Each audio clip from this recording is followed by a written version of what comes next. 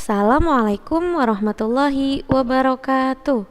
Good morning friends, how are you today? I hope you all in good condition. Okay friends, before we start our study today, let's open our study by reciting basmalah together.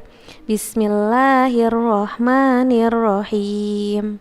Teman-teman, hari ini kita akan mempelajari tema 3, subtema 2, muatan IPS, IPA, dan PPKN. Sebelum kita memulai pembelajaran, mari kita lihat terlebih dahulu tujuan pembelajaran kita hari ini. Pertama, siswa dapat mengidentifikasi hewan langka yang ada di Indonesia serta penyebabnya. 2. Siswa dapat menjelaskan karakteristik tempat hidup hewan sesuai ciri-cirinya. 3. Siswa dapat menjelaskan bagian tubuh hewan dan fungsinya. Dan yang keempat, siswa dapat menjelaskan hak dan kewajiban terhadap hewan peliharaan. Teman-teman, perhatikanlah hewan-hewan berikut ini. Apakah teman-teman tahu apa saja hewan berikut ini? Ya, betul. Ada badak bercula 1, orang utan, penyu hijau, harimau Sumatera, burung cendrawasih, dan yang terakhir, komodo.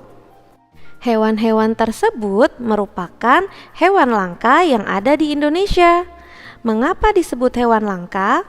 Karena hewan-hewan tersebut berjumlah sangat sedikit di Indonesia yang terdapat hanya di beberapa daerah dan hampir mengalami kepunahan.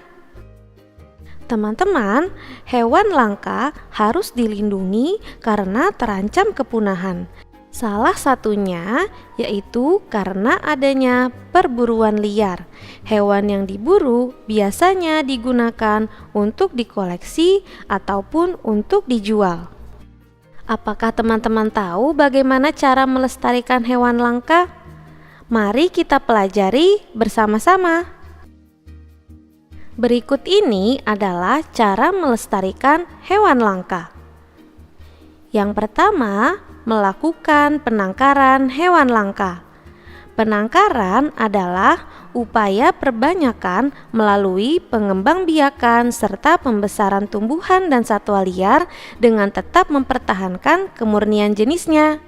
Yang kedua, mendirikan tempat-tempat perlindungan hewan langka, misalnya Suaka Marga Satwa, kebun binatang, dan taman nasional.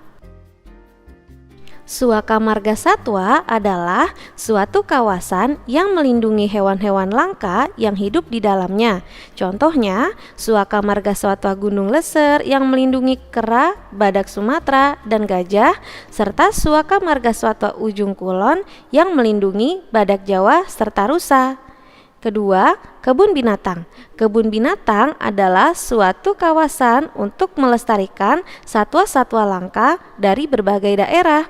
Contohnya, Ragunan, Taman Safari, Kebun Binatang Gembira Loka, dan Bali Zoo.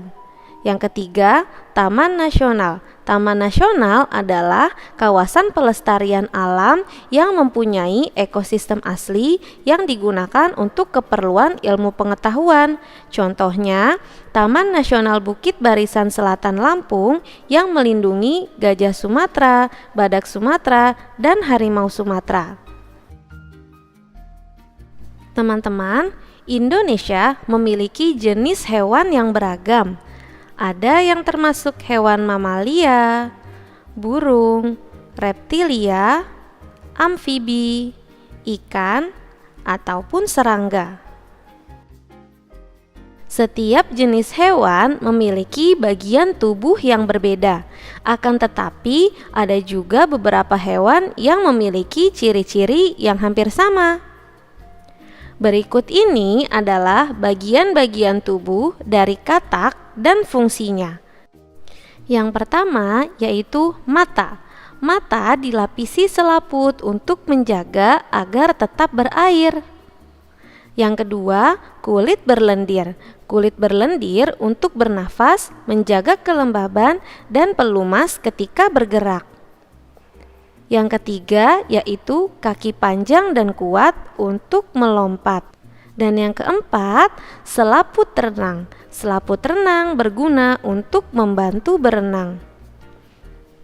Dan yang terakhir, lidah panjang dan lengket yang dimiliki katak berguna untuk menangkap mangsa berupa serangga. Bagian tubuh hewan selanjutnya yaitu bagian-bagian tubuh dari ikan. Yang pertama yaitu sirip ikan. Sirip ikan berfungsi sebagai pelindung tubuh. Yang kedua, badan. Badan yang ramping memudahkan ikan bergerak di dalam air. Selanjutnya ada mata. Mata berfungsi untuk melihat lingkungan sekitar. Lalu ada insang. Insang berfungsi untuk bernafas. Selanjutnya sirip berfungsi untuk berenang.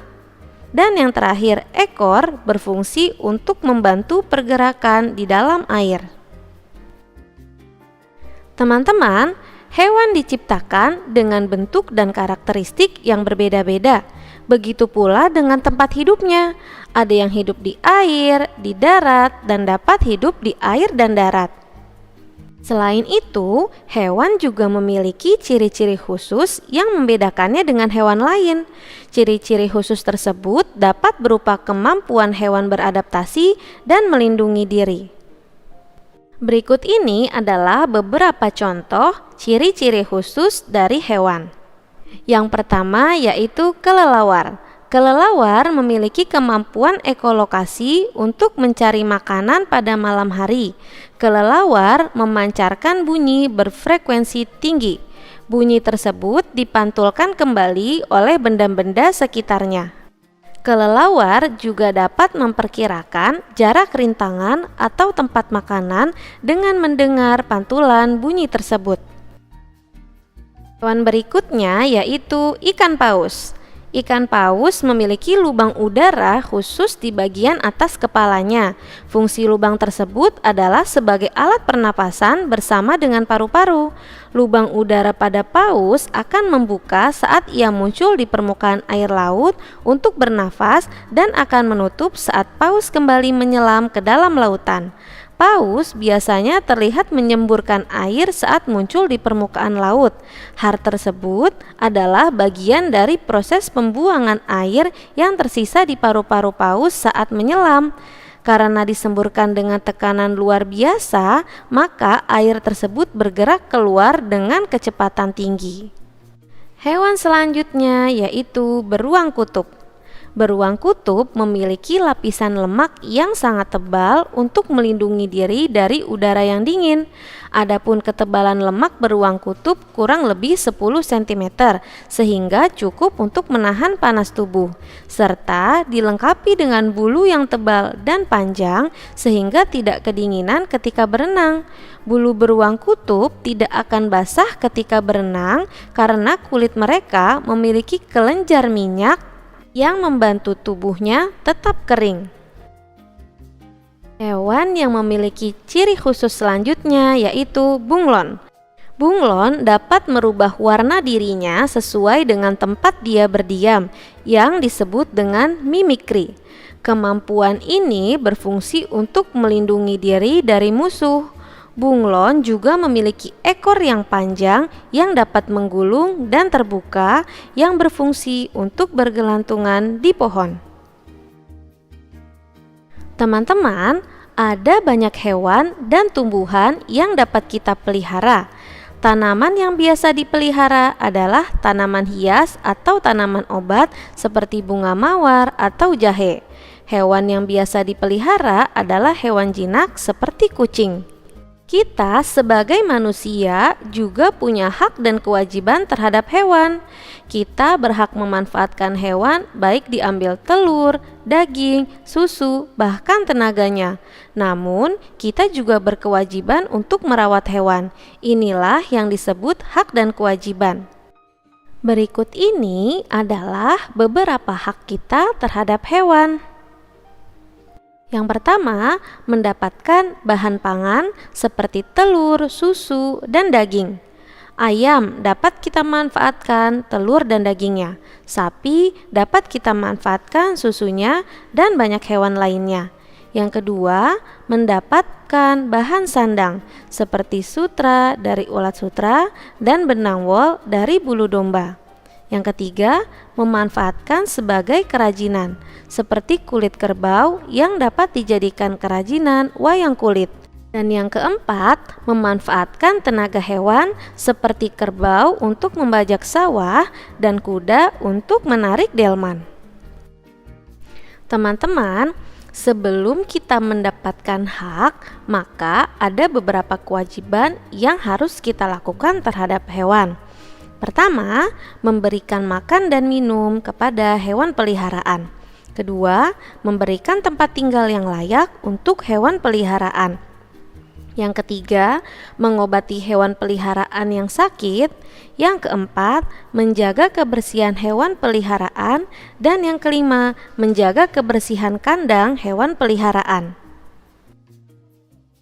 Cukup sekian pembelajaran kita hari ini. Untuk mengetahui pemahaman teman-teman, ayo berlatih. Silahkan teman-teman kerjakan buku tematik 4C halaman 49. Isilah tabel 1 dan 2 yang terdapat pada halaman 49 tentang kewajiban yang dilaksanakan terhadap hewan peliharaan serta manfaat bagi hewan dan lingkungan, juga tentang kewajiban yang tidak dilaksanakan terhadap hewan peliharaan dan dampaknya bagi hewan dan lingkungan. Okay friends, let's close our lesson today by reciting Hamdalah together. Alhamdulillahirabbil alamin. Thank you for your attention. Wassalamualaikum warahmatullahi wabarakatuh.